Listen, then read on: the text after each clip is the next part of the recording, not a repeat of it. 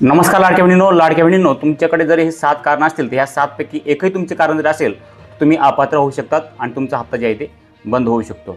लाडक्या बहिणींनो, हे 7 कारण आहेत। ह्या 7 कारणांपैकी तुमच्याकडे एक कारण असेल तर तुम्ही अपात्र होऊ शकतात। तर पहिलं कारण या ठिकाणी पहा, पहिलं कारण जे आहे, ज्यांच्या कुटुंबात एकत्रित वार्षिक उत्पन्न 2.5 लाख रुपयापेक्षा जास्त उत्पन्न आहे अशा लाडक्या बहिणी पण या ठिकाणी अपात्र होऊ शकतात।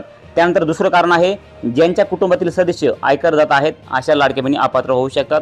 तिसरं कारण आहे, ज्यांच्या कुटुंबातील सदस्य नियमित कायम कर्मचारी म्हणून सरकारी उपक्रम मंडळ, भारत सरकार यांच्या किंवा राज्य सरकारच्या स्थानिक संस्थेमध्ये कार्यरत आहेत, सेवानिवृत्तीनंतर निवृत्ती घेत आहेत, तथापि रुपये 2.5 लाखापर्यंत उत्पन्न असलेल्या बाह्य यंत्रणेद्वारे कार्यरत असलेल्या कर्मचारी, स्वयंसेवक कामगार आणि कंत्राटी कर्मचारी पात्र ठरतील।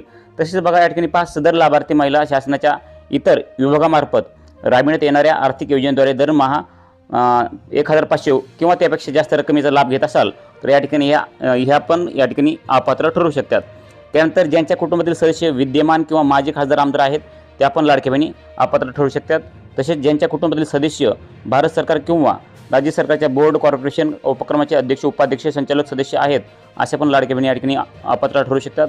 आणि शेवटचा या ठिकाणी पहा कारण काय आहे की ज्यांच्याकडे 4 चाकी वाहन त्यामध्ये ट्रॅक्टर वगळलेला आहे, ट्रॅक्टर असेल तर काय अडचण नाही, परंतु ट्रॅक्टर सोडता तुमचे दुसरं कोणते 4 चाकी वाहन तुमच्या कुटुंबातील कोणाच्या नावावरती असेल तर तुमचा हप्ता या ठिकाणी बंद होऊ शकतो। या ठिकाणी तुम्ही ह्या योजनेमध्ये अपात्र होऊ शकतात।